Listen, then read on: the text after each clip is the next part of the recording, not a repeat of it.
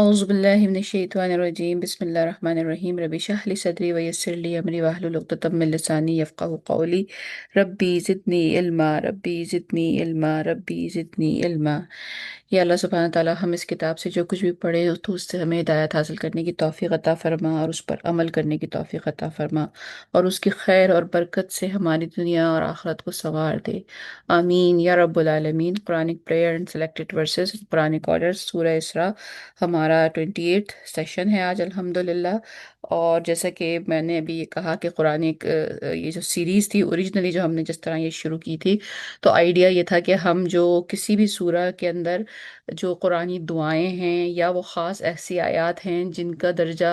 एक दुआया की सूरत में है या जिनकी बहुत ज़्यादा बरकत है, तो उनको हम कलेक्ट करें और उनको हम हर सूरह के हवाले से जानें और पहचानें कि वो किस मौके के ऊपर नाजिल हुई हैं, उस वक्त के क्या सिचुएशन थी जब वो कुरान में आई या जब वो नाजिल हुई और फिर कुरान में उनकी कहाँ जगह पे है। लेकिन बाद में जब हमने आधा कुरान कवर कर लिया और हम ये सूरह इसरा जैसे ये जो 15वें पारे में है अब इस वक्त ऑलमोस्ट आधा कुरान हो चुका हमारा, तो हमने ये देखा कि मतलब अब सूरतें छोटी होती चली जाएंगी आगे तक। तो कुछ मतलब बीच की आयतों को स्किप करने के बजाय अब हम ये चाह रहे हैं कि हम कुछ आयतों को जो इनको एक ओवरव्यू लेते चले जाएं जो जर्नल आयतें हैं, और फिर जो हमारी जो सिलेक्टेड वही जो आयतें जो मुंतखब निसाब जिसे कह सकते हैं, या जिन जिन आयतों की या जिन ऐसी दुआओं की हम तलाश में हैं, उनको फिर हम ज़्यादा फोकस कर सकें और उनको हम ज़्यादा याद कर सकें। तो अल्हम्दुलिल्लाह सूरह बनी इसराइल का ऑल्दो कि छोटी भी नहीं है, मतलब अराउंड 3 पाव पारे की सूरह है, लेकिन आज का इंशाल्लाह सुब्हाना ताला जो हमारा ये आज की जो हमारा सेशन होगा, तो एक बहुत ही खूबसूरत पैसेज जो कि अल्लाह सुब्हाना ताला अगर तौफीक दे पूरा, ज़ाहिर है कुरान तो बड़े नसीब की बात है, लेकिन अगर छोटे मोटे पैसेजेस जो इंसान याद कर सकता है, तो ये पैसेज ज़रूर इंसान के दिल में हो अगर, तो बड़े एजाज की बड़े एक मेरे ख्याल में इकराम की बात है। और क्यों है ये, जब हम उन आयात तक पहुंचेंगे तो हमें समझ में ये बात खुद ब खुद आ ही जाएगी। तो हम इसी इंट्रोडक्शन के साथ आगे बढ़ते हैं। लास्ट सेशन तक हमने आया नंबर 71 तक इस सूरह को कवर कर लिया था, और अगर आपको याद होगी लास्ट सेशन में जो है हमने जब आया 60 से लेके बेसिकली 61 से लेके 71 तक की आयतें कवर की थी, तो उसमें हज़रत आदम अलैहिस्सलाम की स्टोरी का कुछ रेफरेंस आया था। सॉरी। तो वो और हमने वहाँ ये डिस्कस किया था कि हज़रत आदम अलैहिस्सलाम की स्टोरी पूरे कुरान में 7 जगह हमें मिलती है, और हर जगह में मुख्तलिफ मुख्तलिफ उसके एंगल्स मिलते हैं। तो यहाँ जिस एंगल को ज़्यादा एम्फेसाइज किया गया था वो यही था कि जब लोग डिनायल में आते हैं, जिस तरह शैतान आया था और जिस तरह शैतान ने ये दावा किया था कि मैं लोगों को भटका दूंगा, तो अल्लाह ताला ने फरमाया था कि जो मेरे ख़ास बंदे होंगे, यानी इसका मतलब ये है कि जब हमारे दिल में कोई गुनाह करने की टेम्पटेशन होती है, जिस वक्त हमारे दिल में ये कोई भी ऐसा ख्याल आता है जो अल्लाह सुब्हानहू ताला की हिदायत के खिलाफ होता है, तो वो शैतान की तरफ से होता है। और उस वक्त उस ख्याल के ऊपर जो फैसला होता है वो इंसान का होता है कि आया मैं उसको फॉलो कर लूं या ना कर लूं। अगर वो शैतान को फॉलो कर लेता है तो फिर वो शैतान के रास्ते पे हो जाता है, और शैतान वहाँ वो जंग जो बेसिकली ये एक मैदानी जंग है बिटवीन अल्लाह सुब्हाना व ताला एंड शैतान मरदूद। तो अब और उसके मोहरे हैं हम सब बीच में, जिस तरह एक एक शतरंज की एक बिसात होती है ना बिछी हुई, और उसमें दो लोग उसे खेल रहे होते हैं, लेकिन बिसात के ऊपर मोहरे होते हैं। वहां तो उन मोहरों को चलाने वाले भी वो लोग होते हैं जिस जो खेल रहे होते हैं। यहाँ बात सिर्फ इतनी है कि जो मोहरे हैं इनके पास अपनी फ्री विल भी है। तो शैतान का हम पे काबू तो नहीं है, लेकिन वो आके हमें टेम्प्ट करता है। उस टेम्पटेशन में डिसीजन हमारा होता है कि आया मैंने ये काम करना है या नहीं। और अगर जब हम उसमें शैतान की तरफ का राह अख्तियार कर लेते हैं, तो हम हस्ब हस्ब शैतान हो जाते हैं, शैतान की जमात में चले जाते हैं। और उस एक लम्हे में अगर जैसे समझिए कि ये कोई मैच है, या जिस तरह मैंने कहा ये शतरंज की कोई बाजी है, तो उस एक लम्हे में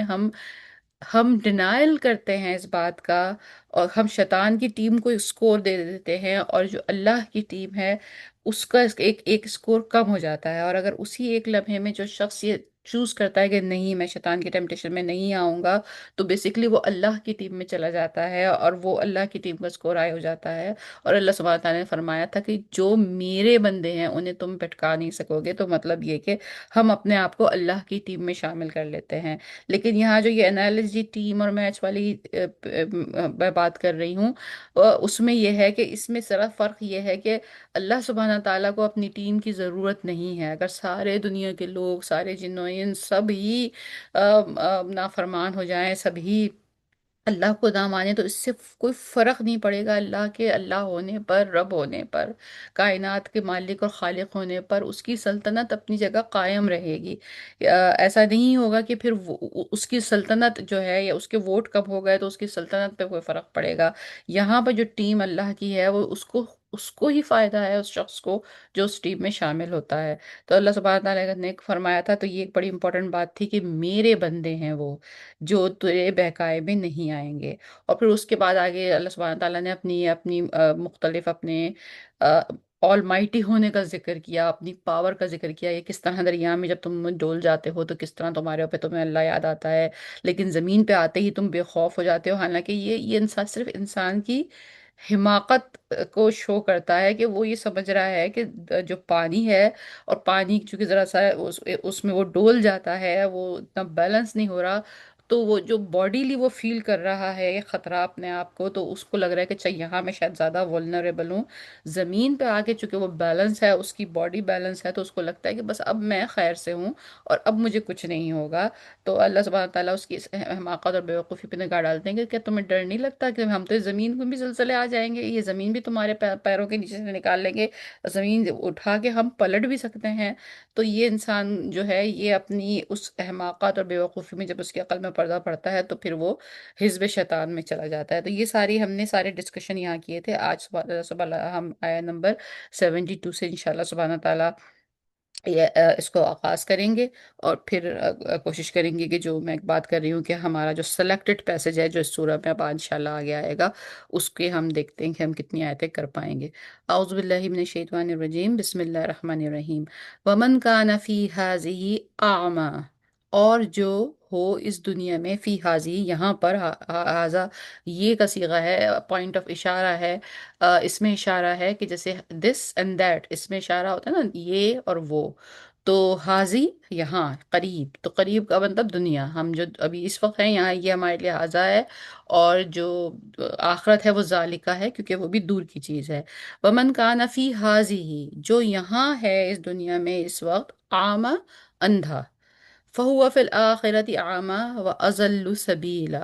اور وہ آخرت میں بھی اندھا ہی ہوگا اور وہ بہت زیادہ بھٹکا ہوا ہوگا راستے سے۔ کیا مطلب ہے اس کا؟ کہ جو شخص اس دنیا میں اندھا ہو وہ آخرت میں بھی اندھا ہوگا اور نجات کے راستے سے بہت دور ہوگا۔ اگین یہ بات تو میرا خیال ہے سبھی سمجھ سکتے ہیں کہ یہاں پہ اعمیٰ سے مراد جو ہے وہ آنکھوں کا اندھا ہونا نہیں ہے، بصارت کا اندھا ہونا نہیں ہے، بصیرت کا اندھا ہونا ہے، عقل کا اندھا ہونا ہے۔ اس کی مراد یہ ہے کہ یہاں پہ جس شخص کی آنکھوں پہ پردہ پڑ گیا ہے، ہم محاورے میں اردو میں بھی کہتے ہیں نا کہ اس کو تو نظر ہی نہیں آ رہا، تو نظر ہی نہیں آ رہا کا مطلب یہ نہیں ہے اس کی آئی سائٹ ویک ہو گئی ہے، یا اس کو بغیر چشمے کے نظر نہیں آ رہا ہے۔ نظر نہ آنے کا مطلب یہ ہے کہ وہ اس کو اس حقیقت کا ریئلائزیشن نہیں ہو رہی کہ کیا بات صحیح ہے اور کیا بات غلط ہے، وہ چیز کی حقیقت کو سمجھ نہیں پا رہا ہے اور نہ ہی سمجھنے کی کوشش کر رہا ہے۔ آما سے اندھے سے جس کو کہتے ہیں نا اندھا ہو گیا، یہ کہ مراد یہ ہے کہ ایک چیز سامنے رکھی ہوئی ہے، بالکل کلیئر ہے، واضح ہے، اگر آپ تھوڑا بھی اس پہ نگاہ ڈالیں گے تو آپ کو بات سمجھ میں آ جائے گی، لیکن یعنی اس لمٹ پر آپ اس حقیقت کو نظر انداز کر رہے ہیں کہ جیسے کہ آپ کو نظر ہی نہیں آ رہی۔ تو اس لیے یہاں پہ جب ہم اردو میں بھی محاورت میں استعمال کرتے ہیں نا کہ یہ تو اندھا ہو گیا ہے، تو یہ اب اٹس اے ویری کیا کہنا چاہیے، سخت ایک جسچر ہے، یہ ایک بہت سخت جسچر اس لحاظ سے ہے کہ ایک چیز، ایک شخص جو دیکھ سکتا ہے سامنے اس کی آنکھوں کے پڑی ہوئی ہے اور وہ اس کی ڈینائل میں ہے، تو اس کا اندھا ہونا کا مطلب یہ ہے کہ یہ تو بہت ہی سخت کیا کہنا چاہیے، جسے قرآن ضلالت کہتا ہے، یعنی اندھیروں میں ڈوب گیا ہے، بہت ہی سخت ایک ایسی چیز میں چلا گیا ہے کہ سوائے اس کے کہ اس کی مت ہی ماری گئی ہے، اس کے علاوہ اس چیز کو انکار کرنے کی اور کوئی وجہ نہیں ہے۔ تو یہ آیت یہ کہہ رہی ہے، جیسے کہ میں نے ابھی ہم نے یہ ریکیپ کیا نا کہ پچھلی ساری جو جو پچھلی 10 آیتیں ہیں اس میں یہ بتایا کہ کس طرح اللہ کی قدرت تو ہر جگہ ہے، تمہیں پانی میں ڈر لگتا ہے، تمہیں ہوا میں جا کے ڈر لگتا ہے، زمین پہ آ کے تم اپنے آپ کو اکڑ کے چلنا شروع کر دیتے ہو، کہ تم کو کیا لگتا ہے جو جو اللہ ہوا میں پانی میں تم جتنے زیادہ کمزور وہاں ہو، اتنے ہی کمزور تم اس زمین پر بھی ہو بھائی۔ ان سارے بہت سارے بنکرز میں جو آپ اپنی حفاظت کے لیے، یا بہت بڑے بڑے فصیلے اور قلعے، یا جو بھی کچھ آپ سمجھتا ہے انسان اپنے لیے کوئی بھی چیز کر کے کہ اب یہ سب کچھ کرنے کے بعد میں بڑا محفوظ ہو جاؤں گا، تو آپ وہاں ایگزیکٹلی اتنے ہی ورنریبل، اتنے ہی کمزور اور اتنے ہی بالکل قابل حادثہ ہوتے ہیں جتنا آپ کا کہیں پہ بھی ہو سکتا ہے۔ تو یہ بیسیکلی عامہ سے مراد یہاں پہ یہ ہے، لیکن یہاں ایک چیز کا اضافہ اور بھی ہے۔ جو لوگ دنیا میں آخر میں اندھا ہوگا وہ آخرت میں بھی اندھا ہوگا، تو اچھا ٹھیک ہے، یہ بات تو ایک بات سمجھ میں آ گئی کہ یعنی اگر بات صرف اتنی ہی ہوتی کہ جو شخص اس دنیا میں اندھا ہو وہ آخرت میں بھی اندھا ہوگا، تو اس کا مطلب یہ ہو گیا کہ جو دنیا میں غلط راستہ اختیار کر رہا ہے، جو دنیا میں ڈینائل میں ہے، جو دنیا میں حقیقت کو سمجھنے کی کوشش نہیں کر رہا، اسی کا انجام وہ وہاں دیکھے گا۔ یہ آیت ایک چیز ہمارے ذہن میں، یہ کنفیوژن کہہ لیجئے، یا اس کو کنفیوژن تو نہیں، اس کو میں خواہ میں شاید ایک ہماری سب کانشیس میں ایک تھاٹ کہہ لیجئے، کہ باوجود غلطیاں کرنے کے دل میں کہیں نہ کہیں یہ گمان رہتا ہے انسان کے کہ اچھا نہیں نہیں، اللہ تو رحیم و کریم ہے، ایسا نہیں ہوگا، انشاءاللہ معافی ہو جائے گی، نہیں آسان ہو جائے گا، نہیں یہ ہو جائے گا، یعنی یہ بھی وہ خود اپنے آپ کو دھوکہ ہی دے رہا ہوتا ہے۔ نبی کریم صلی اللہ علیہ وسلم کی احادیث سے متواتر یہ ثابت ہے، ایک جو حضرت عمر رضی اللہ تعالیٰ عنہ کے جس میں مکالمہ ہے ایک حدیث میں، کہ جب حضرت عمر رضی اللہ عنہ نے پوچھا یا رسول اللہ، جب قبر میں اور جب قیامت میں دونوں جگہ کے متعلق یہ ہے کہ جب ہم سے سوال جواب ہوں گے، جب ہم سے ہوگا بس ظاہر ہے مر گئے اس دنیا سے چلے گئے، پتہ نہیں کیسا سنائی دے رہا ہوگا، کس طرح کیا وہاں پہ سارا سسٹم ہوگا۔ یہاں تو دنیا میں ہم ایک دوسرے، جب کوئی آدمی ہم سے بات کرتا ہے، کوئی سوال کرتا ہے تو ہمیں سنائی دیتا ہے، ہم جواب دیتے ہیں، وہاں فرشتے ہمیں پوچھیں گے، پتہ نہیں دماغ چلے گا نہیں چلے گا، یہ ساری یادداشت کام آئے گی یا نہیں آئے گی۔ تو حدیث کے الفاظ یہ ہیں، نبی صلی اللہ علیہ وسلم فرماتے ہیں تم وہاں اس وقت ایسا ہوش میں ہوگے جیسا اس وقت تم مجھے دیکھ رہے ہو اور مجھ سے بات کر رہے ہو، مطلب آپ کو سب ہوش و حواس اللہ سبحانہ تعالیٰ فراہم کریں گے۔ یہ اس وقت آپ یہ کلیم نہیں کر سکتے کہ بھئی میں تو، میرا دماغ نہیں چل رہا، مجھے پچھلی دنیا کا کچھ یاد نہیں آ رہا، وہ سب چیزیں کلیئر ہوں گی بالکل سامنے ہمارے، اور پھر ہم دیکھ سکیں گے۔ تو جو دنیا میں جو انسان جو کرتا ہوا چلا جا رہا ہے نا، اسی کا پرتو ایگزیکٹلی وہاں نظر آئے گا۔ کیسے ممکن ہے کہ ایک دنیا میں تو ایک انسان ہے جو سارا وقت جھوٹ بولتا ہو، جب اس کی بات ہو وہ دھوکا دیتا ہو، اس کو لوگ کہتے ہوں کہ بھائی اس پہ تو اتوار نہ کرو، یہ تو صحیح بات نہیں کرتا، کیسے ممکن ہے کہ وہ میدان آخرت میں کھڑے ہو کر اچانک سچ بولنا شروع کر دے گا؟ ہم اپنے جو ٹریٹس ہیں نا ہمارے، جو ہماری پرسنالٹی کہہ لیں، جو ہماری عادات اتوار کہہ لیں، جو وہ ساری چیزیں جن سے مل کر ہم پہچانے جاتے ہیں اور ہم بنتے ہیں، ہم بالکل اسی پرسنالٹی کے ساتھ وہاں کھڑے ہوئے ہوں گے اس وقت، اور یہی ہمارے اندر تمام چیزیں ہوں گی۔ یہاں اگر ہم کسی چیز کی اچھائی میں پہ بڑے عادت ہم میں شامل ہے ہماری، تو وہ وہاں پہ بھی ہماری عادت میں شامل ہوگی۔ تو ومن کان فی ہذہ اعمیٰ، جو اس دنیا میں اندھا ہے وہ آخرت میں بھی اندھا ہی ہوگا۔ مطلب یہ ہے کہ یہ نہیں ممکن ہو سکتا کہ آپ سوچیں وہاں مجھے کوئی بھی بخشوا دے گا۔ یہ جو دھوکہ ایک رہتے ہیں کہ ہمارے نبی شافع ہیں، بے شک ہیں، لیکن اس کا مطلب یہ نہیں ہے کہ اس دنیا میں ہم ہر چیز کو اندھے پن سے گزارتے رہیں۔ لیکن بات جو غور کرنے کی طلب ہے وہ یہ اسی آیت کے آخری دو الفاظ ہیں، وہ اضل سبیلا، اضل زیادہ زیادتی سے ہے، کہ وہ اور زیادہ بھٹکا ہوا ہوگا۔ دنیا میں ایک شخص جو اندھا ہے جب وہ چلتا ہے راستے پر تو یہ ہوتا ہے کہ بھئی ظاہر ہے اس کو نظر نہیں آ رہا، تو ہوتا ہے کہ چانسز ہوتے ہیں اس کو ٹھوکر لگ جائے، چانسز یہ ہوتے ہیں کہ وہ کوئی غلط ڈائریکشن اختیار کر لے، کیونکہ اس بیچارے کو تو پتہ نہیں ہے نا، نظر ہی کچھ نہیں آ رہا، اندھیرا ہے چاروں طرف۔ ہم سوچنے مطلب واقعتاً ایسا عجیب خیال ہوتا ہے کہ اگر یہ آنکھیں نہ ہوں تو کتنی بڑی نعمت ہے یہ آنکھیں، کہ ہم ایک اندازہ تو کر سکتے ہیں کہ ایک شخص کے چاروں طرف اندھیرا ہے، اب اس نے ایک مقام سے دوسرے مقام تک جانا ہے تو اس بیچارے کو تو پتہ ہی نہیں کہ وہ رائٹ جا رہا ہے یا لیفٹ جا رہا ہے، شمال میں جا رہا ہے یا جنوب میں جا رہا ہے۔ تو ایک اندھا آدمی دنیا میں سوچئے کہ اگر اس کے پاس ڈائریکشن نہ ہو، کوئی اس کا ہاتھ لے کے چلنے والا نہ ہو، یا وہ اس جگہ کو پہلے سے جانتا نہ ہو، پہلے سے کچھ اندازے نہ ہو اس کے پاس کہ اچھا بھائی میرے کمرے میں میز یہاں رکھی ہوئی ہے، صوفہ یہاں رکھا ہوا ہے، بستر وہاں رکھا ہوا ہے، تو اس کا کچھ ایک اندازہ جو اس کو یادداشت میں یا اس کی باقی ادر سینسز کو یوز کرتے ہوئے وہ ایک اپنا ایک بنا لیتا ہے، اپنے دماغ میں جو بھی اس کی سوچ ہوگی اس حساب سے وہ واک کرتا ہے کہ بھئی اتنے قدم چلوں گا تو دروازہ آ جائے گا۔ اگر وہ کسی نئی جگہ پہ لے جا کر ایک اندھے آدمی کو چھوڑ دیا جائے اس دنیا میں، ایک میدان میں چھوڑ دیا جائے ایک اندھے آدمی کو، اور اس سے کہا جائے کہ تمہیں پوائنٹ اے سے پوائنٹ بی تک پہنچنا ہے، تو سوچئے آپ کتنے غلط پاسبل ڈائریکشنز میں وہ جا سکتا ہے۔ مطلب اب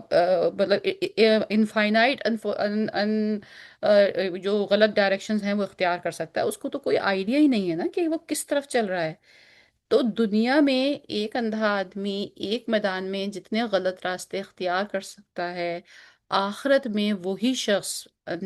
جب اس کو آخرت میں پہنچے گا تو وہ اضل سبیلا، وہ اس سے زیادہ بھٹکا ہوا ہوگا، یعنی جتنی پاسبلٹی دنیا میں ایک نابینا شخص کے غلط راستے کو اختیار کرنے کی ہے، اس سے بے تحاشا زیادہ پاسبلٹی یہ ہے وہاں جا کے وہ پاسبلٹی بڑھ جائے گی۔ مطلب کیا ہے؟ مطلب یہ ہے کہ جس لمٹ پہ ہم یہاں ڈینائی کرتے ہیں، جس لمٹ پہ ہم یہاں پہ غلط بات کرتے ہیں، جس لمٹ پہ غلط راستہ اختیار کرتے ہیں، وہاں وہ غلط راستہ اس سے زیادہ ہو جائے گا۔ نتیجتاً کیا ہوگا؟ یعنی اگر اس کو انالوجیکلی ہم دیکھیں کہ مثال کے طور پر وہ کہتے ہیں نا کہ جب قبروں سے اٹھیں گے اور میدان حشر ہوگا، اور میدان حشر میں تمام انسانیت، تمام بنی نوع آدم ایک طرف دوڑ لگائیں گے کہ وہ جس طرف ان کو لگتا ہوگا کہ شاید وہ کوئی راستہ ہے، واللہ کہ وہاں پر کیا سسٹم اس وقت ہوگا اور کس طرح ہوگا، اور اس میں وہاں وہ ایک یہ بھی ہے کہ وہ گھپ اندھیرا بھی ہوگا وہاں اس وقت، اور روشنی صرف ان ایمان والوں کے چہروں کے اوپر ہوگی یا ان کے ماتھے کے اوپر ہوگی جن کی نیکیاں ہوں گی، اور جو گناہ گار ان سے کہیں گے کہ تھوڑی دیر ہماری طرف بھی رخ کر لو تاکہ ہم راستے کو دیکھ سکیں۔ یہ تمام باتیں ہم پڑھ چکے ہیں۔ تو اس میں جو جو جو شخص الٹا چلتا تھا ساری دنیا میں، غلط راستہ اختیار کرتا تھا، وہ اتنی اپوزٹ ڈائریکشن میں جائے گا کہ سپوز اگر ایک طرف جنت ہے تو وہ جنت سے اپوزٹ ڈائریکشن میں سفر کر رہا ہوگا۔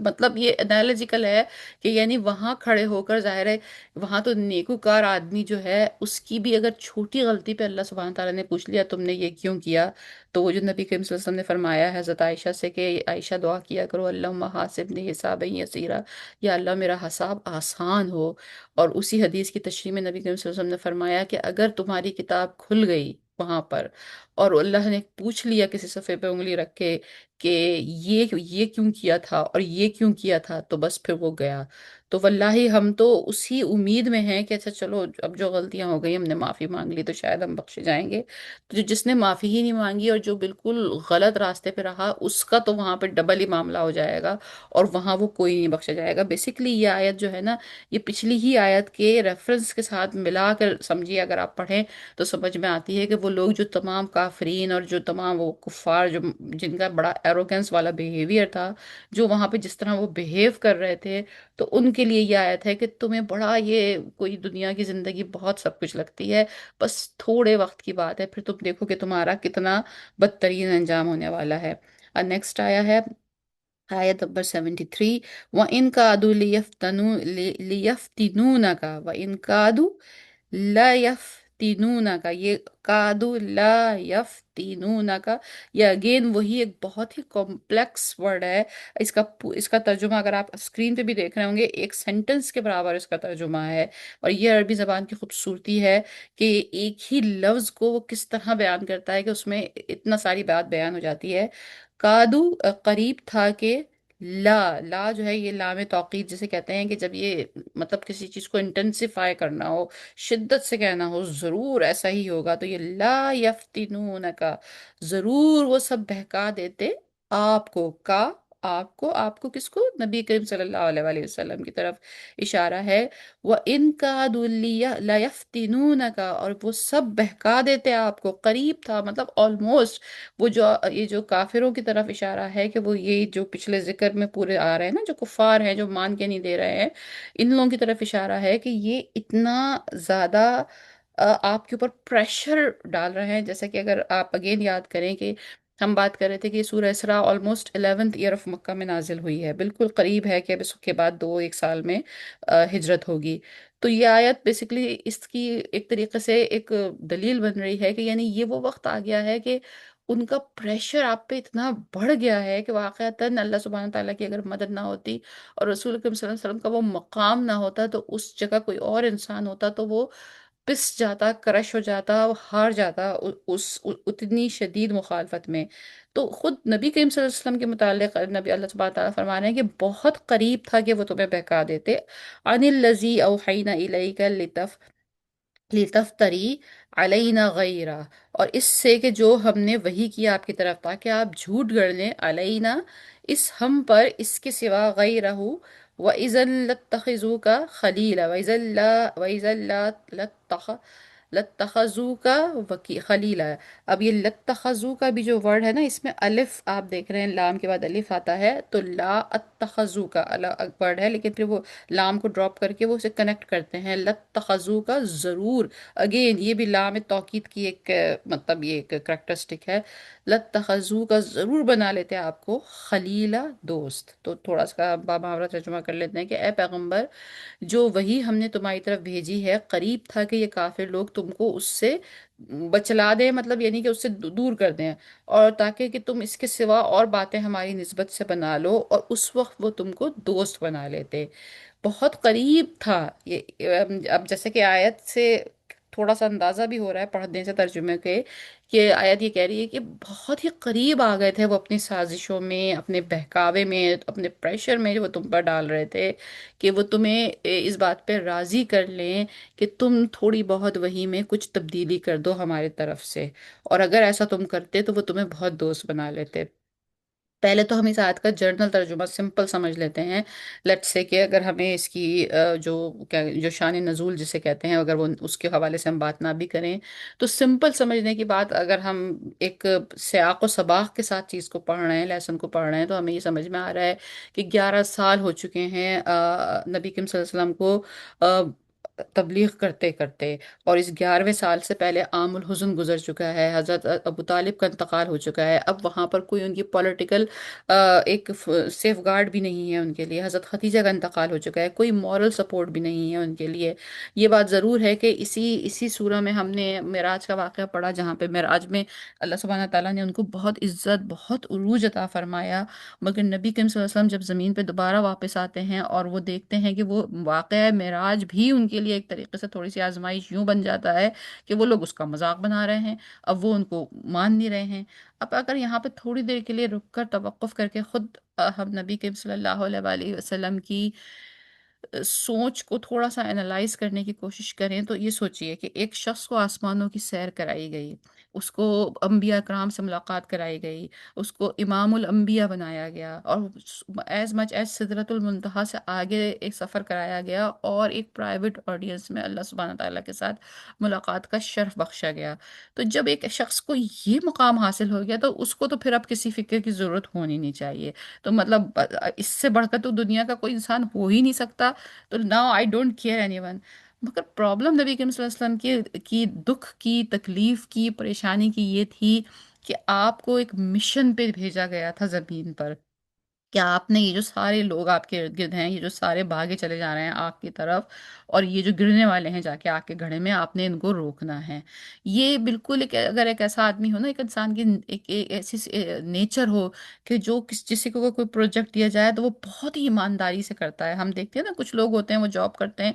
तो वो जाके इतनी जॉब करते हैं इतना काम करते हैं कि वहाँ के जो जो ऑफिस के लोग होते हैं वो भी उन पर इतना ज़्यादा मजीद काम डालते हैं, और उनको पता होता है कि ये इतनी ईमानदारी से करेगा, ये इस चीज़ को इतनी अच्छे तरीके से करेगा, उसका ही कोई सेम कुलीग उसी जॉब का उसी लेवल का होता है, वो उस काम को लश्तम पश्तम करता है कि वो उसको कोई इतनी फिक्र नहीं होती। लेकिन जो एक शख्स की नेचर में यह है कि वो उसकी इतनी जिम्मेदारी कबूल करता है कि ये मुझे करना है। तो वो नबी करीम सल्लल्लाहु अलैहि वसल्लम का वहाँ पे मामला था कि वो उनको ये दिख रहा था कि ठीक है, मेरी तो रुतबा बहुत बड़ा हो गया, अल्हम्दुलिल्लाह मैं इमामुल अंबिया हो गया, सब कुछ हो गया, लेकिन अब ये मेरा जो मिशन है, मेरा जो ये कौम है, ये तो मेरी मिल्लत है ना, और इस मिल्लत का हाल ये है कि ये तो किसी सूरत सुनने को तैयार ही नहीं है। तो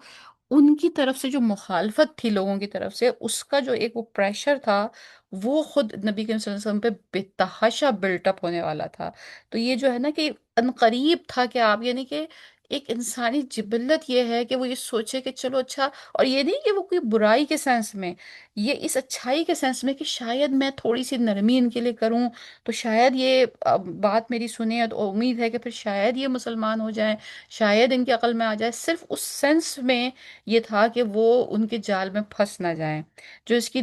तावील ख़ास है वो उलमाए कराम ने बेतहाशा बयान की है। एक तावील खास में ये आता है कि नबी करीम सल्लल्लाहु अलैहि वसल्लम जब काबे का तवाफ किया करते थे तो वो हिजर अस्वद को बोसा दिया करते थे। तो जो कुफार थे, जो ज़ाहिर केयर टेकर उस वक्त थे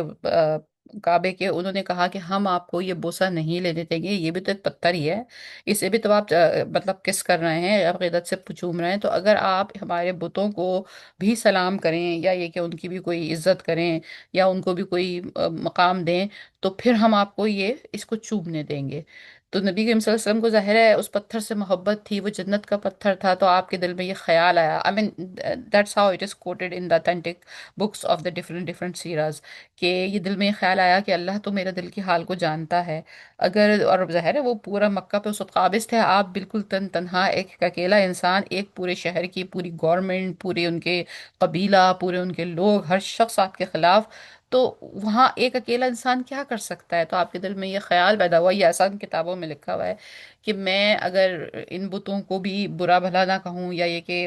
खामोश हो जाऊं उनके मुतालिक, या ये कि उनको भी कुछ इस तरह से रिस्पेक्ट दे दूं, तो फिर मैं इसको चूम सकूंगा। ये किताबों में मौजूद है, वल्लाह आलम बिस्सवाब। इसी तरह इसमें और इस हवाले से एक और भी, कि एक और जगह तफसीर में ये मिला कि एक बनु सकीफ का कबीला था, और वो आया आपके पास और उन्होंने कहा कि अच्छा ठीक है, हम सारे के सारे लोग मुसलमान हो जाते हैं, लेकिन हम जो हैं, आप ऐसा करें कि हमें कोई एक एक्स्ट्रा आसानी या कोई एक एक्स्ट्रा हमारे लिए वो एजाज़ और इकराम के तौर पर हमें कुछ दें। मिसाल के तौर पर हम जो ये बता दें कि अगर हम जो नमाज पढ़ें तो उसमें हम रुकू हमारे लिए माफ़ है, कि ताकि हम ये बड़ाई बयान कर सकें कि देखो हमें ख़ास एक ये मराहत मिली है, हम ख़ास पसंदीदा लोग हैं, कि हम बाकी सब लोगों को तो नमाज ऐसे पढ़नी है कि वो रुकू भी करेंगे और सिजदा भी करेंगे, लेकिन हमारे लिए ये चीज़ कम हो गई है, या इसके अलावा कुछ और आप हमारे लिए चेंज कर दें थोड़ा सा मज़हब में, ताकि हम जाके ये कह सकें कि हम जो हैं, हम ऐसे मतलब चूजन वन हैं। और वो बहुत सारा पूरा कबीला था, बहुत बड़ा कबीला था, अरब के ऊपर उसका बड़ा असर और रसूख था। तो उस वक्त ये वहाँ पे किताबों में मौजूद है कि गालिबा उस वक्त थोड़ा सा दिल में ये ख्याल आया कि अगर मैं थोड़ी देर के लिए इनको वो कर दूं। एक एक सोचिए ना कि एक शख्स जो ये देख रहा है कि एक आदमी का भी मुसलमान होना इन हालात में मुश्किल है, कहाँ पूरा कबीला। तो उनके दिल में एक ये ख्याल, बेहतरी के तौर पर, बुराई के तौर पे नहीं, सिर्फ इस लालच के तौर पे कि अरे शायद इनको कुछ थोड़ा सा करूं, शायद ये नमाजें पढ़नी शुरू करेंगे, फिर इन्हें समझ में भी आ जाएगा, फिर ये इस तमाम चीज़ों में दाखिल हो जाएंगे। तो उस मोहब्बत में या उस हिरस में, और ख़ुद कुरान में ये अल्फाज मौजूद हैं कि आप मोमिनों के हक़ में इतने हरीस हैं कि आपको लगता है कि अरे यार कुछ भी हो जाए, कुछ करके मैं इसको बचा लूं और मैं इसको इस्लाम के फोल्ड में ले आऊं। तो उस वक्त जो है वो उसमें ये भी कोड है, और इस तरह की कई चीज़ें मुख्तलिफ उलमा ने कोड की हैं। लेकिन पॉइंट आयत का ये है कि यानी वो लिमिट आ गई थी आपकी उस वक्त, और जैसे कि हम देख भी रहे हैं, इंसानी जो एक ज़िंदगी है ना, उसमें जो वक्त है उसका एक बहुत बड़ा एक किरदार है। अगर किसी शख्स के साथ जिंदगी में मुसलसल मुसलसल मुसलसल विदाउट एनी ब्रेक कंटिन्यूअस एक चीज होती रहे होती रहे होती रहे, तो एक लिमिट आती है कि वो कितना भी साबित कदम हो, कितना भी स्ट्रांग हो, कि वो टूटना शुरू हो जाता है। तो ज़ाहिर है नबी करीम सल्लल्लाहु अलैहि वसल्लम भी, यानी ये आयत हमको ये बताती है बेसिकली कि वो भी एक बिल्कुल इंसान थे, उनकी भी सोचें, उनके भी तमाम जो जज्बात वो उसी तरह से थे, और वो उसी तरह से उतना ही कमजोर किसी लम्हे में फील भी करते थे। लेकिन आयत ये कहती है, और फिर आयत ये कहती है कि अगर तो तुम उनकी वो बात मान लेते, اگر اس وقت تم یعنی یہ کہ ہماری نسبت، تو یہ کہا ہے نا ہماری نسبت، یہ بات تم ان کو کہو کہ مطلب جیسے کہ فار ایگزامپل کہ نماز میں اچھا ٹھیک ہے رکوع نہ کریں، تو obviously جب نبی یہ بات کہہ رہا ہے تو اس کا مطلب تو یہ ہو گیا نا کہ اللہ ہی یہ بات کہہ رہا ہے، تو اس کا مطلب ہے شریعت ہی بدل گئی، احکام اسلام کے احکام بدل گئے، تو یہ تو ایک طریقے سے اللہ پہ جھوٹ باندھنے والی بات ہو گئی نا، تو یہ کتنی بڑی لیول کی بات ہے، تو اگر تم ایسا کر لیتے اذا لاتخذوا کا خلیلا، تو وہ تمہیں دوست بنا لیتے، وہ جو جس طرح ہم نے ایک بات پڑھی تھی نا، پتہ نہیں کہاں پر ہم نے یہ کہا تھا کہ وہ عشق کے بھی لیول ہوتے ہیں، تو اسی طرح ہاں جب ہم اللہ سبحانہ تعالیٰ کے ناموں کو ڈسکس کر رہے تھے اس وقت ہم نے یہ کہا تھا کہ عربی لینگویج میں صرف عشق کے لیے، محبت کے لیے کوئی 15 16 ورڈز ہیں جو کہ مختلف لیولز کو شو کرتے ہیں، محبت، پھر عشق، پھر جنون، پھر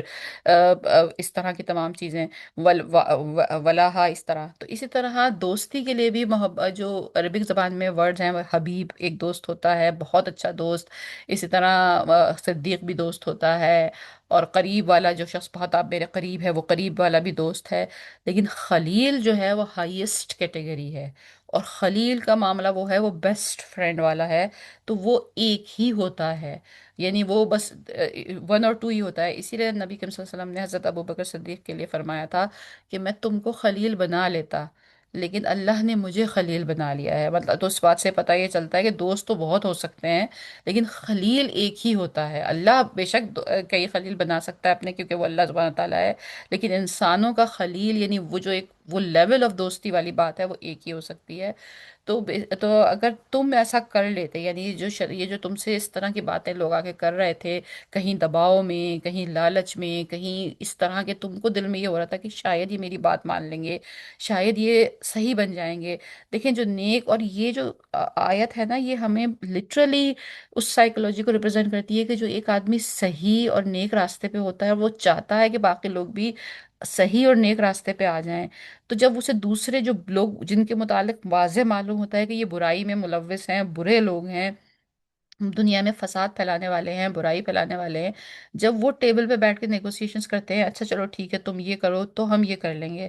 تو جو صحیح راستے والا آدمی ہے وہ دل میں سوچتا ہے ارے اگر یہ انہوں نے اتنا بھی مان لیا تو کم از کم اتنا فساد تو ختم ہو جائے گا، اتنی لڑائی تو ختم ہو جائے گی، آج کل کے جو ہم حالات دیکھ رہے ہیں اگر اس آیت کو ہم اس کے اوپر رکھ کے سوچیں، تو وہ جو نیگوسیشن ٹیبل پہ ہوتا ہے کہ اچھا چلو ٹھیک ہے اگر یہ اتنا بھی مان لیں گے تو ایٹ لیسٹ اتنی جنگ و جدل تو ختم ہو جائے گی، تو انسان کی سوچ وہاں جاتی ہے، لیکن اللہ سبحانہ تعالیٰ یہ جانتا ہے کہ وہ اس قسم کے جتنی بھی ڈیلنگز وہ کر رہے ہوتے ہیں، جو بھی فریب وہ دے رہے ہوتے ہیں، جو بھی وہ ٹیبل ٹاکس کر رہے ہوتے ہیں کہ تم یہ کر لو گے تو ہم بھی ایسے ہو جائیں گے، تو بیسیکلی وہ صرف دھوکہ دہی ہوتی ہے، ماننے والا کبھی بھی نیگوسیشن ٹیبل پہ بیٹھ کے نیگوسیشن نہیں کرتا کہ اچھا تم میری اتنی مان لو تو میں اتنا اللہ کو مان لوں گا، جس نے اللہ کو ماننا ہے، جس نے آپ کی بات ماننی ہے، جس نے آپ کے راستے پہ چلنا ہے، وہ سمعنا و اطعنا، سنا اور سر تسلیم خم کر لیا، وہ ساز باز نہیں کرتا، وہ بھاؤ تاؤ نہیں کرتا، تو لیکن یہ ہے کہ تو یہ بات اللہ سبحانہ تعالیٰ خوب سمجھ رہے تھے، تو لہٰذا اللہ سبحانہ تعالیٰ نے اس آیت میں نبی کریم صلی اللہ علیہ وسلم کو وارن کیا کہ تم تو اس بات کی لالچ میں کہ شاید یہ صحیح راستے پہ آ جائیں، ان کی ایک چھوٹی موٹی بات شاید مان بھی لیتے، لیکن اور پھر وہ تمہیں بہت خلیل بناتے، تو آگے اگلی آیت یہ کیا کہہ رہی ہے، لیکن کیا ہوا، ولولا، آیت نمبر 74، ولولا ان ثبتناکا، اور اگر یہ نہ ہوتا، یہ ہوتا کہ اگر اگر نہ یہ ہوتا کہ ہم نے تم کو ثابت قدم رکھا ہوتا، ثبتناکا، ثبات سے ہے، اردو میں بھی ہم ثبات یوز کرتے ہیں کہ ثبات کا مطلب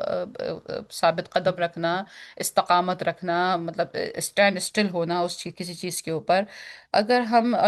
ولولا ان ثبتناکا، اور اگر یہ نہ ہوتا کہ ہم نے آپ کو ثابت قدم رکھا ہوتا، لقد کدت، بلا شبہ یقیناً قریب تھا کہ ترکن ما، آپ مائل ہو جاتے، علیہم شیئن قلیلا، ان کی طرف کچھ نہ کچھ تھوڑا سا، یعنی جو بات یہ بیان کر رہی ہے پچھلی آیت کہ اگر ہم نے آپ کو یہ نہ، یعنی تھوڑی سی جو ہچکچاہٹ، یا کیا کہنا چاہیے کہ ایک ہوتا ہے نا انسان دل میں سوچتا ہے اچھا ہاں چلو میں مان ہی لوں یہ بات، تھوڑا سا تو یہ کہہ رہے ہیں شاید اس میں بہتری ہو جائے گی، لیکن اس کے باوجود وہ فیصلہ نہیں کر پاتا، وہ آگے بڑھ نہیں پاتا، گو کہ اس کے اندر ایک ایک سائڈ، یا اس کے دماغ کی ایک سائڈ یہ کہہ رہی ہوتی ہے کہ چلو یہ لوگ اتنا تو مان ہی رہے ہیں، میں بھی تھوڑا سا تو مان ہی لیتا ہوں. تو یہ ابھی وہ اس کشمکش کی اور اس فیصلہ کرنے کے بیچ میں ہی ہوتا ہے. اور شاید کہ وہ یہ فیصلہ کر لیتے نبی کریم صلی اللہ علیہ وسلم، اگرچہ کہ اللہ سبحانہ تعالیٰ نے ان کو اتنی ہمت نہ دی ہوتی. تو اگر اللہ نے ان کو وہ طاقت، وہ ثبات نہ دیا ہوتا تو شاید وہ یہ فیصلہ کر لیتے. کیا پتہ چلتا ہے ہمیں اس بات سے؟ اس بات سے ہمیں یہ پتہ چلتا ہے کہ جو ثبات ہے وہ اللہ سبحانہ تعالیٰ کی طرف سے ہی ہے. جو عزم ہے، جو ڈٹرمنیشن ہے، وہ اللہ سبحانہ تعالیٰ ہی عطا فرماتا ہے. اسی لیے کہتے ہیں کہ نیکیاں کرنے کی طاقت بھی اللہ کی طرف سے ہے، اور گناہوں سے بچنے کی قوت بھی اللہ کی طرف سے ہے. کہ اللہ اسے یہ دعا مانگنی چاہیے کہ ہمیں نیکیاں کرنے کی طاقت عطا فرمائے، اور جب نیکیاں کرنے کی طاقت عطا فرمائے تو ہمیں اس پہ قائم بھی رکھے. مطلب کوئی شخص جس کو اللہ نے بہت آسان کر دیا، اس کے لیے نمازیں پڑھنا، روزے رکھنا، اچھی زندگی گزارنا، وہ کسی لمحے بھی ان تمام چیزوں کے اوپر یہ دل میں خیال نہ کرے کہ چلو بھائی میں تو الحمدللہ I am good. You never know کس لمحے آپ کمزور پڑ جائیں. یہ سب بات اللہ کی طرف سے ہے. جب ہم دیکھتے ہیں کہ نبی کریم صلی اللہ علیہ وسلم خود یہ دعا مانگتے ہیں، ربنا لا تزغ قلوبنا بعد اذ ہدیتنا، اے میرے رب مجھے ہدایت دینے کے بعد بالکل دوبارہ سے واپس نہ کر دینا. تو جب وہ دل محفوظ نہیں ہے تو ہمارے دلوں کا کیا گمان ہے. اسی لیے آیہ نمبر جو آگے 75 ہے، شاید آپ کو وہ تھوڑی سی ٹف لگے کہ وہ کیا کہتی ہے. اذن کا، اور اس وقت ضرور ہم چکھاتے آپ کو ضعف الحیاتی، دگنا عذاب زندگی کا. دگنا عذاب زندگی کا. ایک second, I think somebody is using Zoom. دگنا عذاب زندگی کا، وَضِعْفَ الْمَمَاتِ ثُمَّ لَا تَجِدُ لَكَ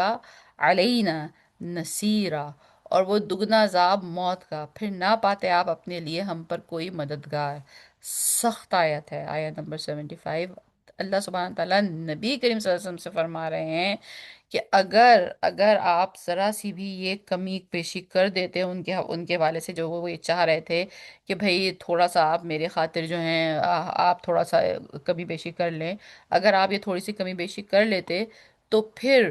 آپ کی جو ایک عذاب تھا، یہ جو سختی تھی، یا جو سزا تھی، وہ دگنی ہوتی دنیا میں بھی اور آخرت میں بھی. کیوں دگنی ہوتی؟ کیونکہ مقام بھی دگنا ہے.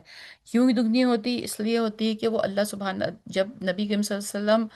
اللہ نہ کرے ناؤذ باللہ اپنے اگر راستے کو چھوڑ دیتے تو جو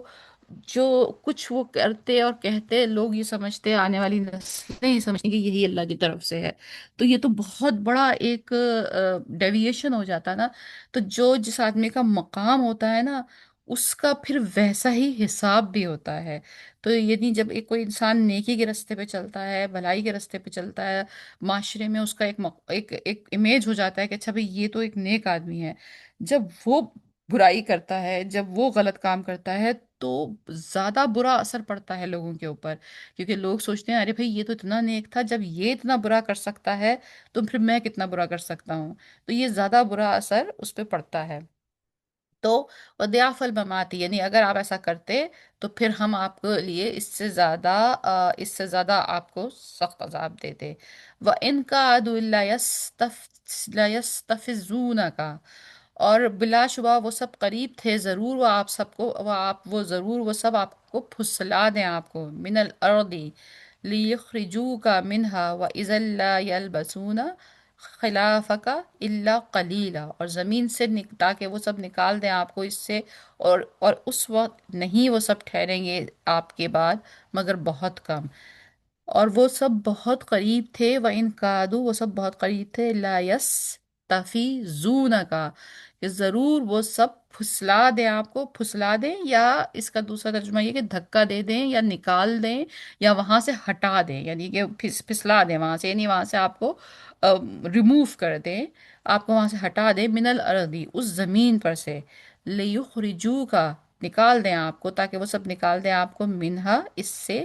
وَإِذًا لَا يَلْبَسُونَ، اس وقت، اور نہیں ٹھہریں گے وہ سب بھی، خلافہ کا، آپ کے بعد، الا قلیلا. یہ آیت بھی اس بات کے اوپر دلیل ہے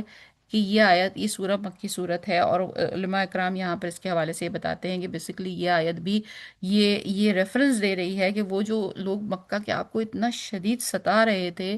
تو ظاہر ہے اس کے کچھ عرصے کے بعد ہی اب ہجرت ہونے والی ہے۔ تو وہ یہ ہو رہا تھا کہ بے شک ہو سکتا ہے یہ آپ کو یہاں سے نکال دیں، ہو سکتا ہے یہ آپ کو اتنا ستائیں کہ آپ یہاں سے چلے جائیں زمین چھوڑ کر، لیکن ان کو کیا لگتا ہے کہ آپ یہاں سے چلے جائیں گے تو ان کے سارے مسائل ختم ہو جائیں گے؟ مطلب اگین بات تو ساری یہی ہو رہی تھی نا کہ وہ نبی کریم صلی اللہ علیہ وسلم کی دشمنی اور نبی صلی اللہ علیہ وسلم کا اتنا ستانا، تو ان کو لگا کہ چلو یہ تھوڑے سے لوگ ہیں، اب ظاہر ہے جڑ ہی کٹ گئی، گھر چھوٹ گیا۔ اس زمانے میں یہ کوئی آج کل کی دنیا تھوڑی ہے کہ یہاں پہ لوگ ایک جگہ سے دوسری جگہ موو ہو گیا آرام سے جا کے رہنا شروع کر دیتے تھے۔ لوگ اپنے قبیلوں کے ساتھ اپنی اسی زمین پہ آباء و اجداد نسلوں کی نسلیں ایک ہی جگہ پہ بستی تھیں، تو جو ایک جگہ سے دوسری جگہ چلا جاتا تھا اس کی حیثیت ہی ختم ہو جاتی تھی اس زمین پر، اس معاشرے میں۔ تو ان کو لگا کہ ان کو یہاں سے نکال دیں گے تو یہ تو بالکل ہی ختم ہو جائیں گے، ان کی کوئی حیثیت نہیں بچے گی۔ آیت یہ کہہ رہی ہے کہ اگر یہ یہاں سے چلے گئے تو اس کے بعد تم بھی شاید تھوڑا ہی عرصہ یہاں رہ پاؤ۔ پوائنٹ کیا مطلب، یعنی یہ جو تم اس کرو فر سے اور اپنی اس خیال میں جس میں تم رہ رہے ہو، اور ایگزیکٹلی یہی ہوا نبی کریم صلی اللہ علیہ وسلم کے مدینے جانے کے بعد۔ چند سال، مطلب جتنا بڑا یہ انقلاب ہے دنیا میں، اگر ہم انقلابوں کی ہسٹری پڑھیں، انقلاب فرانس کا ہم نام سنتے ہیں، ہم بہت بڑے بڑے ریولوشنز کا نام سنتے ہیں، سینکڑوں سال لگتے ہیں۔ خود ہماری اگر ہم سب کانٹیننٹ کی ہسٹری دیکھیں تو برٹش کالونی سے لے کر اور پھر ایک انڈیپینڈنٹ کنٹری بننے تک یعنی 150 200 سال کی جدوجہد ہے، جس میں جا کر ہوتے ہوتے ہوتے ہوتے پھر جا کر کہیں ایک چیز بدلتی ہے۔ نبی کریم صلی اللہ علیہ وسلم مکے سے نکلے کل 300 200 لوگوں کو لے کر، وہ جو ایک ایک لوگ بھی کوئی پھٹے حال بالکل ایسے کہ جیسے بے آسرا ہو کر نکل رہے ہیں اور وہاں پہنچ رہے ہیں، اور چند ہی سال، 5 6 سال، یعنی جو فتح مکہ ہے وہ 7th ایئر میں ہو گئی ہے۔ تو فتح مکہ یعنی ودن 7 ایئرز آپ باقاعدہ ایک لشکر لے کر آئے ہیں، اور مکے والوں میں آگے کھڑے رہنے کی ہمت نہیں تھی۔ تو یہ اللہ سبحانہ تعالیٰ بتا رہے ہیں کہ تم نرم مت پڑو، تم یہ ان کے ساتھ بارگیننگ اور ان چیزوں پہ مت آؤ، بس ثابت قدم کھڑے رہو۔ وقت بدل جاتا ہے، اور پھر جب ایک دم اللہ سبحانہ تعالیٰ وقت بدلتا ہے تو پھر حق آگے آ جاتا ہے اور باطل مٹ جاتا ہے، اور یہی آگے جو مطلب یہ پورا تھیم ڈیولپ کر لیا ہے ان آیتوں میں، اور آگے پھر یہی آیتیں آ رہی ہیں۔ تو سنت من قد ارسلنا کا قبل کا من رسولنا ولا تجد لسنت تحویلا، اور بہت کم طریقہ جنہیں یقیناً، بہت کم طریقہ جنہیں یقیناً ہم نے بھیجا آپ سے پہلے اپنے رسولوں میں سے، اور نہیں پائیں گے آپ ہمارے طریقے میں کوئی تبدیلی۔ اللہ سبحانہ تعالیٰ کا یہ طریقہ ہے، دنیا میں جو آدمی نیکی کی راستے پر، سیدھے راستے پر جدوجہد کرتا ہے، اس کے راستے میں بہت مشکلیں آتی ہیں، لیکن اگر وہ ثابت قدم ہو کے کھڑا رہے تو پھر فتح نصیب ہوتی ہے۔ اور وہ فتح ایسے آتی ہے کہ جب جس وقت گھپ اندھیرا ہوتا ہے اور لگتا ہے کہ کیسے ہوگا، کس طرح ہو سکتا ہے، جب حضرت موسیٰ کے پیچھے فرعون کا لشکر دوڑ رہا تھا اور وہ لوگ بالکل دریا کے دہانے پہ کھڑے ہوئے تھے، تو وہ تو چند لمحوں کی بات تھی، ان کو لگتا تھا یہ ادھر یہ لشکر آیا اور ادھر ہم ختم۔ چند لمحوں میں وہ دریا پھٹا، اور چند لمحوں بعد وہ اتنی بڑی فرعون ڈائنیسٹی پوری پوری کی پوری، ان کی جو نسلوں کی جو ایک وہ کروفر تھا، وہ سب پانی میں ڈوب گیا۔ اللہ سبحانہ تعالیٰ کو کچھ وقت نہیں لگتا، تو یہ اللہ کی سنت ہے، اور اللہ اپنی سنت کو بدلا نہیں کرتا۔ یہاں سے ہمارا آیا نمبر 78 سے وہ ہمارا پیسج شروع ہوتا ہے، جس کے متعلق میں نے کہا تھا کہ یہ ایک بہت ہی خوبصورت موتی کی طرح ہے، جیسے ہوتا ہے نا وہ ڈاکٹر اسرار احمد کہتے ہیں کہ قرآن میں موتی بکھرے ہوئے ہیں۔ ویسے تو ہر آیت کی اپنی ایک خوبصورتی ہے، لیکن اس طرح کی چیزوں کو بھی چننا اور ان کو جو منتخب نصاب جسے وہ کہتے ہیں، تو ان کو جمع کرنا، تو یہ مشہور زمانہ آیتیں ہیں، آپ نے یقیناً سنی بھی ہوں گی۔ بسم اللہ الرحمن الرحیم، وَأَقِيمُوا الصَّلَاةَ لِدُلُوكِ الشَّمْسِ إِلَى غَسَقِ اللَّيْلِ وَقُرْآنَ الْفَجْرِ إِنَّ قُرْآنَ الْفَجْرِ كَانَ مشہودا۔ تو اب یہ جو پچھلا، اب لیٹس پہلے اس آیت کے اندر جانے سے پہلے ہم یہ دیکھ لیتے ہیں کہ یہ پچھلا سارا جو ابھی آپ نے یہ جتنی آیتیں ہم نے آج دیکھی ہیں، اس میں آپ ایک تھوڑا سا نا ایک ذہنی کیفیت دیکھ سکتے ہیں نبی کریم صلی اللہ علیہ وآلہ وسلم کی، اور ان کے حوالے سے کسی بھی ایک ایسے انسان کی جو انتہائی سخت مشکل کے وقت سے گزر رہا ہے۔ جو اپنی مشکلات کے آگے، اس کا صبر تو وہ کر رہا ہے لیکن اس کی ہمت ٹوٹ رہی ہے، ایسا ہے جیسے اس کے ہاتھ سے رسی نکل رہی ہے، اور وہ اس کے اوپر یہاں تک بھی آ رہا ہے کہ کہیں وہ تھوڑا سا نرم بھی پڑ رہا ہے کہ اچھا شاید میں یہ بات مان لوں تو شاید یہ لوگ ٹھیک ہی ہو جائیں، تو وہاں اللہ سبحانہ تعالیٰ کہہ رہے ہیں کہ نہیں، تم ہمت سے کام لو، ہم نے تم کو ثبات دیا، ہم نے تمہیں ہمت دی، تم کھڑے رہو۔ تو اس کے بعد اور تم ان کی بات مت مانو، اور یہ اگر تمہیں وقتی طور سے نکال بھی دیں گے، یعنی جس وقت انہوں نے مکہ سے نکالا نبی کریم صلی اللہ علیہ وسلم کو، یا اس کے حوالے سے اگر ہم دنیا میں کسی بھی اگزامپل کو دیکھیں کہ جس وقت بظاہر کوئی ظلم کرنے والا غالب آ جاتا ہے تو اس پرٹیکولر دن یا ان چند دنوں میں یا ان چند مہینوں میں ایسا لگتا ہے کہ وہ شاید جیت گئے، لیکن اس کے بعد ایونچولی بعد میں جب سچائی سامنے آتی ہے تو ایونچولی وہ جو ظلم کرنے والے ہیں ان کو ہم نے ڈاؤن ہوتے دیکھا ہی ہے۔ اگر ہم پوری ہسٹری کو دیکھ لیں تو ہر سپر پاور جو تھی، ہر جو طاقت تھی، وہ آخر میں اسی طرح نیست و نابود ہوئی ہے۔ تو یہ جو شخص اس حال سے گزر رہا ہوتا ہے، چاہے یہ ایک انسان کی اپنی زندگی کا قصہ ہو کہ وہ اپنی ذاتی مسائل میں اس طرح سے الجھا ہوا ہو، چاہے وہ ایک لیڈر کا قصہ ہو جو پوری نیشن کو لے کے چل رہا ہو، تو جب وہ اس طرح سے گزر رہا ہے تو آگے کی جو یہ آیت اب جو اس وقت میں نے پڑھی، یہ آیت نمبر 78، یہ اچانک سے نماز کا ذکر جو ہوا، تو اب آپ سمجھ سکتے ہیں، آپ ریلیٹ کر رہے ہیں یہاں پہ اچانک یہ بات کرتے کرتے کہ تمہارے خلاف دشمن تمہیں اتنی سازشیں بنا رہے ہیں، تمہاری جو پریشانی ہے، جیسا میں نے کہا کہ ہو سکتا ہے وہ آپ کی کوئی کسی انسان کی کوئی انڈیویجول پریشانی ہو، کسی شخص کے کوئی انڈیویجول ایسے مسائل ہوں جس میں وہ گھرا ہوا ہو، وہ مسائل کسی صورت سے اس کو سلجھتے نظر ہی نہ آ رہے ہوں، اس کو رزق کی تنگی ہو، تو پھر اس کے دل میں یہ خیال آ رہا ہو کہ چلو یار، میں تھوڑا سا یہ غلط طریقے سے بھی کچھ ارن کر لیتا ہوں تو اب کیا حرج ہے، کہیں کوئی اتنا بھوکا ہو کہ وہ سوچ رہا ہو کہ چلو میں اب ایک روٹی ہی چرا لوں تو اب میں کیا حرج ہے اس میں، مطلب ڈفرینٹ ڈفرینٹ آپ سینیریوز کو اسی ایگزامپل کے اوپر آ کر پیسٹ کر کے سوچ سکتے ہیں کہ وہ مقام انسان کی زندگی میں، چاہے وہ انڈیویجولی ہو، چاہے وہ ایک معاشرے کے لیول پر ہو، کمیونٹی لیول پر ہو، کہ جہاں وہ اس میں یہ سوچ آنی شروع ہو جائے اور کمزوری پڑنی شروع ہو جائے، تو اس وقت اللہ کہتے ہیں کہ تم اپنے مضبوطی کو قائم رکھو، اور اس کے آگے ایک دم یہ نماز کی آیت آئی ہے۔ تو مطلب کیا نکلا؟ مطلب یہ نکلا کہ نماز وہ چیز ہے کہ جب اس وقت انسان کمزور پڑنا شروع ہو جاتا ہے نا، تو پھر اس کو اس زمین پر چلتے ہوئے اتنی بڑی بڑی سپر پاور سے لڑتے ہوئے، ایسے حالات سے لڑتے ہوئے کہ جہاں اس کو لگتا ہی نہیں کہ کوئی مسئلہ حل ہو سکتا ہے۔ حضرت یوسف علیہ السلام کی جو وہ آخری رات تھی، جس رات آپ قید خانے میں تھے، اور اگلی صبح وہ قاصد آیا اور اس نے بتایا کہ آپ چلیے، آپ کو بادشاہ بلا رہے ہیں، تو حضرت یوسف کے لیے کہتے ہیں وہ سال ہا سال اس قید خانے میں رہے ہیں، اور وہ اس قید خانے میں نہ کھڑکی تھی نہ کچھ تھا، اندھیرا گھپ، تو آپ کو تو نہیں معلوم تھا کہ کل بس اچانک سے یہ کایا پلٹ ہوگی، اور لیٹ سے کہ اگر ہم اپنی حساب سے سمجھنے کے لیے سوچیں گے، وہ قاصد صبح کے وقت ان کے پاس آیا، دوپہر کے وقت بادشاہ سے کنورسیشن ہوئی، بیک اینڈ فورتھ ہوا، اور شام کو جب وہ بادشاہ سے ملے تو وہ تخت پہ بیٹھے تھے، and he was the minister of the country. Can he think one night before کہ یہ سب کچھ اس طرح بدل جائے گا؟ تو یہ والی بات ہے کہ جب انسان کو اتنا گھوپ اندھیرا لگ رہا ہو کہ کچھ بدل ہی نہیں سکتا، تو وہاں پہ پھر کیا چیز آپ کو اس وقت ہیلپ کرتی ہے اس سچویشن کو گزارنے کے لیے، اس سخت وقت سے گزرنے کے لیے کیا چیز آپ کو ہیلپ کرتی ہے؟ اقیم الصلاۃ، نماز قائم کرو، لدلوک الشمسی، دلوک کہتے ہیں اب یہاں پہ علماء اکرام کا تھوڑا سا دو ان کے رائے ہیں، دلوک کہتے ہیں سورج ڈھلنے کو، تو سورج ڈھلنے سے علماء اکرام میں اور علماء تفسیر میں دو رائے پائی جاتی ہیں، زیادہ جو میجورٹی ہے اس کی رائے یہ ہے، دلوک کا مطلب یہ ہے کہ جیسے آسمان پہ جب سورج آتا ہے تو چڑھ رہا ہوتا ہے، یعنی اگر ہم اس کی ٹریجیکٹری کو دیکھیں، جو پاتھ بناتا ہے سورج، وہ اوپر کی طرف جا رہا ہے جا رہا ہے جا رہا ہے، پھر وہ زوال کا وقت جو ہوتا ہے وہ بالکل ٹاپ پہ ہوتا ہے اس وقت، سورج بالکل پیک پہ، زوال کا وقت گزرنے کے بعد اس کا واپسی کا سفر شروع ہوتا ہے، اور پھر وہ نیچے آنا شروع ہوتا ہے، ایک وہ پروجیکٹائل پاتھ بنتا ہے نا۔ تو دلوک کا مطلب علماء کرام جو میجورٹی ہے ان کا مطلب یہ ہے کہ وہ جب زوال کا وقت ختم ہو کر جب وہ واپسی کا سفر شروع کر رہا ہے، یعنی اب وہ مزید اوپر نہیں جائے گا، اب وہ پھر نیچے آئے گا نیچے آئے گا نیچے آئے گا یہاں تک کہ وہ غروب ہو جائے گا،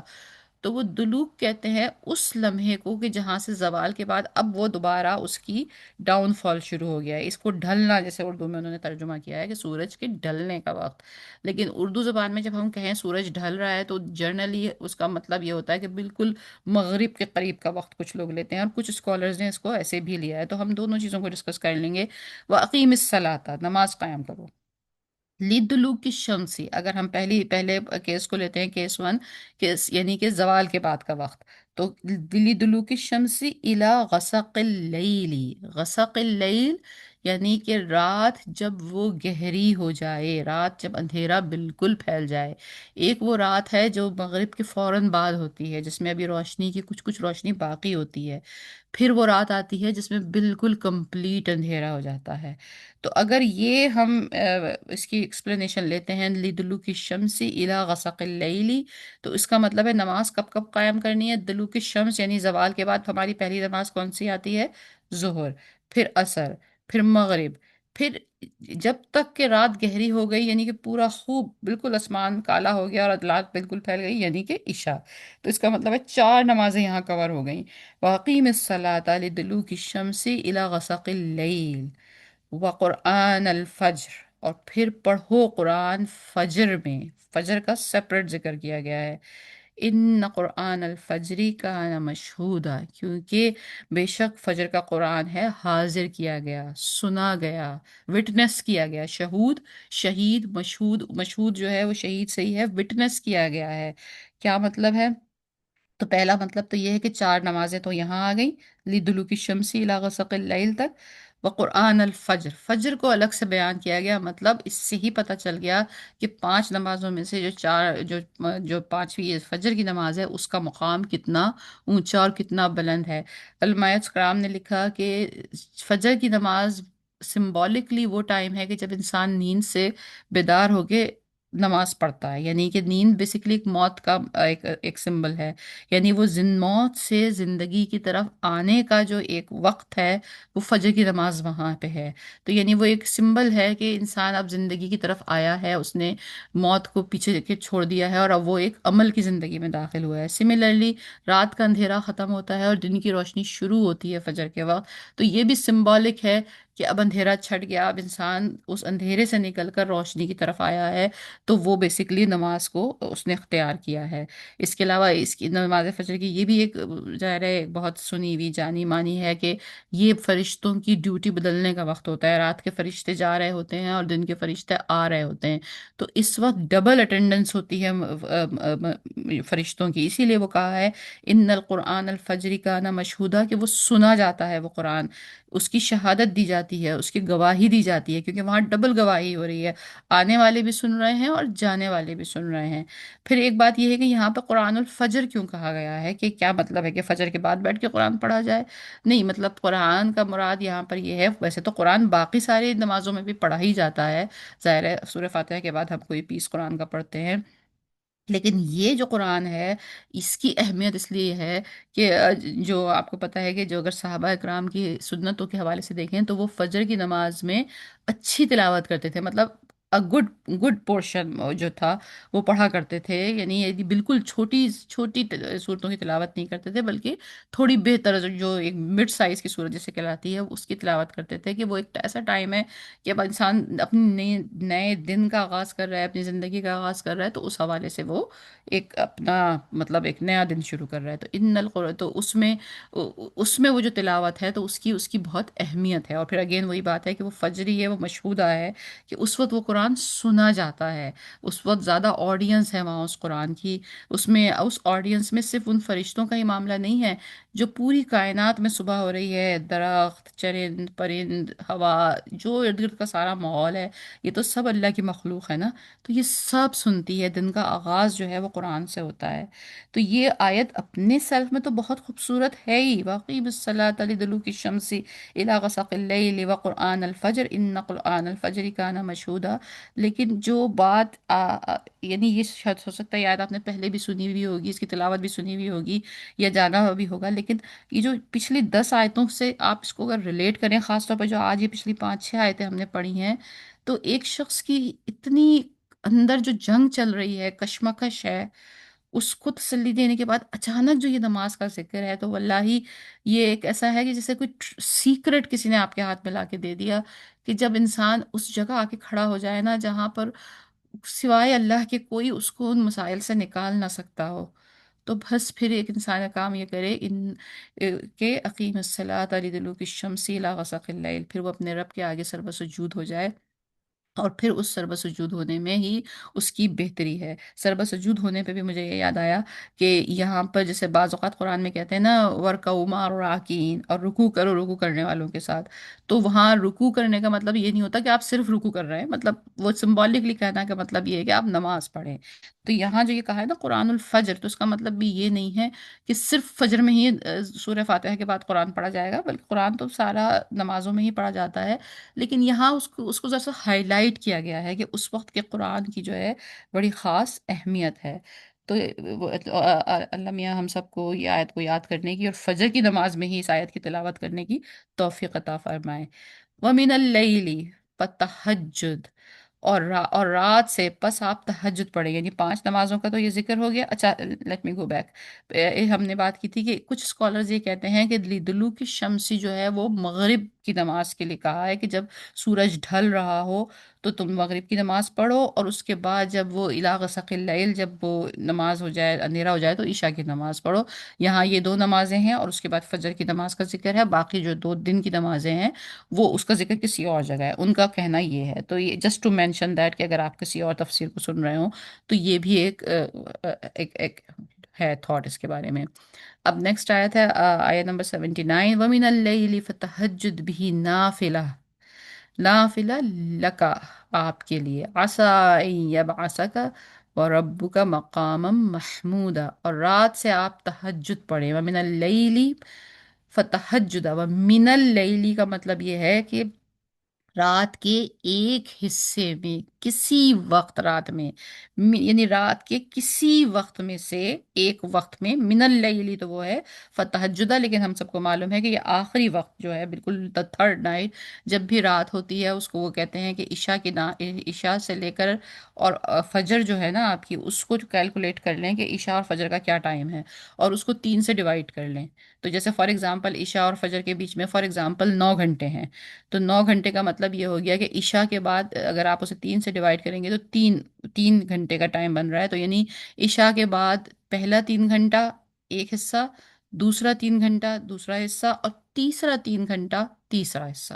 تو جو آخری 3 آورز ہیں وہ آپ کا تہجد کا ٹائم بن جائے گا، اور اس میں وہ آپ کے لیے تہجد ہو جائے گی، بھی نافلہ، بس رات سے آپ تہجد پڑھیں، بھی نافلہ، اس سے زائد، نافلہ کا لکا، اور آپ کے لیے، یعنی آپ کے لیے یہ اس سے زائد ہے۔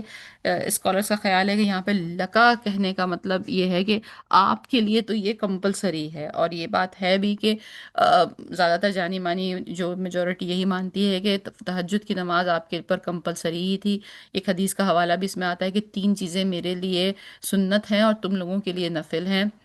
ایک تو اس میں وہ یہی تھا کہ اور اس میں ایک تہجد کی نماز ہے، ایک مسواک ہے، اور ایک وطر کو بھی اس میں شامل ہے۔ تو بہرحال لیکن یہاں تہجد کی بات ہمارے لیے یہی ہے کہ یہ بات اتھینٹک ہے، اس میں کوئی اللہ سبحانہ تعالیٰ نے اپنے بندوں پہ ہیوی لفٹنگ نہیں ڈالی کہ بندوں کے لیے یہ نفل ہی ہے، تو تہجد کا چھوڑ دینا گناہ کا سبب تو نہیں ہے، لیکن تہجد کا پڑھ لینا، اس کی جتنے ثواب، جتنا اس کی پرومسز، جتنی اس کی فضیلت ہے، تو لٹرلی واللہ بہت خوش نصیب ہیں وہ لوگ جن کو تہجد کی آ، نصیب ہو جاتی ہے توفیق، اور جن کو تہجد مل جاتا ہے۔ وہ آسا، اور قریب ہے کہ آپ کا رب آپ کو کھڑا کر دے، یب آسا کا ربو کا مقام محمودہ، یب آسا کا مطلب پہنچا دے، کھڑا کر دے، یا اس مقام تک پہنچا دے۔ تو اس مقام تک پہنچانے کے لیے عربی میں بہت سارے الفاظ ہیں، مثال کے طور پہ وہ یہاں پہ ہم کیسے کہہ سکتے ہیں، ورفع، آپ کو اعلیٰ مقام عطا کر دے، عطا کرنا بھی ایک لفظ ہے، آپ کو اونچا درجہ دے دے، یہ بھی ایک الفاظ ہیں۔ لیکن یہاں یب آسا کا سیم ورڈ یوز کیا ہے جو اس وقت پچھلی آیت میں یوز کیا تھا، جہاں مشکل کی آیت تھی، جہاں وہ نبی کریم صلی اللہ علیہ وسلم کمزور پڑتے نظر آ رہے تھے، کہ بہت قریب تھا کہ آپ کمزور پڑ جائیں، وَيَبْعَثُكَ، اللہ نے آپ کو ثبات عطا فرمایا۔ تو اس ثبات کے نتیجے میں آسا یا آسا کا اللہ آپ کو یہاں پر کھڑا کر دے گا مقام محمودہ امین. یہ وہی بات ہے کہ ہم چونکہ لینگویج کو نہیں جانتے تو ہم یہ خوبصورتیاں چھوڑ جاتے ہیں. یہاں پر کھڑا کرنے سے زیادہ ورفع کا، کیونکہ کسی اونچی جگہ پہ جب کسی کو کھڑا کرتے ہیں تو وہ ہم کہتے ہیں ہم تمہیں اونچا مقام دے دیں گے، تو وہ الفاظ استعمال کرتے ہیں. لیکن اس کے بجائے یہاں اللہ سبحانہ وتعالیٰ نے کھڑا کرنے کا لفظ استعمال کیا، کیونکہ جب جو شخص اس مشکل میں کھڑا رہا اللہ کی رحمت اور برکت کے سہارے، تو پھر اس کو کھڑا ہونے کا موقع ملے گا مقام محمودہ. وہ جگہ جو مقام محمود ہے، جو اللہ سبحانہ تعالیٰ نے چوز کی ہوئی ہے نبی کریم صلی اللہ علیہ وسلم کے لیے، اور جو اونچا مقام ہے، جو فضیلت کا مقام ہے، اور وہ اللہ کے نبی کے لیے وہ مقام ہے. اور ہر وہ شخص جو اس راستے پہ چلتا ہے اس کا بھی کوئی کوئی ایک مقام محمود، اپنا ذاتی مقام محمود ہوگا، یا اس کی کوئی ہائیسٹ مقام اور پلیس ہوگی جہاں تک وہ پہنچے گا. تہجد کے بارے میں میرا یہ خیال ہے کہ لیٹ می چیک. تہجد کے بارے میں جو ہے کہ جی ہاں ٹائم ہو گیا. تہجد کے بارے میں بس اتنی بات کریں گے اور آج کو ہم اس کو ختم کریں گے. کل ہم نیکسٹ سیشن میں انشاءاللہ اسی پورے پیسج کو دوبارہ سے بھی کریں گے. اور ابھی آگے کیا آیت ہے، ہمارا یہ پیسج ختم نہیں ہوا، یہ پیسج ہمارا 82 تک جائے گا. تو تہجد کے بارے میں جو ایک چلتی ہے بات یا ایک سوال آتا ہے وہ یہ کہ سونا ضروری ہے یا سونا ضروری نہیں ہے. تو ایک بات تو یہ ہم طے کر لیں اور سمجھ لیں کہ تہجد کا تعلق جو ہے وہ third part of the night سے ہے. وقت کی بات ہے، وقت آخری رات کا ہونا چاہیے. وہ کہتے ہیں کہ تہجد تو بیسیکلی تمام رات کی رات بھی ہے. تمام رات کی عشاء کے بعد جتنی نماز ہے وہ سب قیام اللیل ہے، وہ سب رات کی عبادت میں شامل ہے. لیکن جو اگر عشاء کے بعد اگر آپ نے نفل ادا کیے پہلے پارٹ آف رات میں، ان کا جو ثواب ہے وہ جو دوسری پارٹ آف رات ہے اس سے کم ہوگا. اور جو دوسری پارٹ آف رات میں نفل عطا کیا اس کا ثواب تیسری پارٹ سے کم ہوگا. تیسرا جو پارٹ ہے اس کا وہ یہ کہتے ہیں کہ اس میں یہ بھی حدیث قدسی میں پایا جاتا ہے کہ اللہ سبحانہ تعالیٰ اپنی تجلی کے ساتھ اپنی جو بھی فارم ہے جس طرح بھی ہے آسمانی دنیا پہ تشریف لاتے ہیں. اب واللہ وہ جو بھی وہ فنومنا ہے اس کا مطلب سمپل یہ ہے کہ وہ وقت اتنی برکت کا ہو جاتا ہے، آپ کی آواز ڈائریکٹ اتنی اوپر تک پہنچتی ہے، اتنا زیادہ اس وقت میں قبولیت کے چانسز ہوتے ہیں کہ وہ وقت کو مس کرنا جو ہے وہ انسان کے لیے بڑی ہی حسرت کا وقت ہے. علماء کرام فرماتے ہیں کہ اگر کسی شخص کو کوئی ضرورت ہے اور وہ تہجد میں اٹھ کے اس ضرورت کو مانگ نہیں رہا تو اس کا مطلب ہے کہ he is not serious about that, اس کو ضرورت ہی نہیں ہے. مطلب کیسی بات ہے کہ جب اگر میں ان آیتوں کو جب پڑھتی ہوں اور میں دیکھتی ہوں کہ بیک ہوم کے کلچر کے حوالے سے جب کسی کو کوئی مشکل کوئی پریشانی پیش آتی ہے تو لوگ ایک دوسرے سے وظیفے پوچھتے پھرتے ہیں، پتہ نہیں کیا کیا اور مختلف چیزوں میں پڑ جاتے ہیں. جبکہ سیکرٹ جو ہے وہ یہاں اللہ نے بیان کر دیا ہے کہ تہجد پڑھو، نماز شب پڑھو.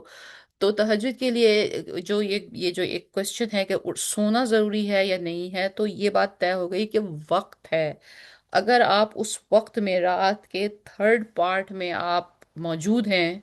اس وقت جو نماز آپ پڑھیں گے وہ نماز بیسیکلی تہجد کی نماز ہے. وہ نماز جو ہے بیسیکلی تہجد کی نماز ہے. اب اس میں بات یہ ہے کہ جو ظاہر ہے سو گیا عشاء کے بعد اور وہ اس نیت سے اٹھا بستر سے اپنے کہ بھئی اب میں نے تہجد پڑھنی ہے، تو obviously اس کی جو سٹرگل ہے بستر سے نکل کے نیند کو توڑ کے آنا، یہ ایک اتنا بڑا ایک اتنا بڑا ایک امتحان ہے. تو obviously جس نے اتنا امتحان دیا ہے اس کا درجہ، اس کی عبادت کی جو ریوارڈ ہے وہ اتنا ہی زیادہ ہوگا.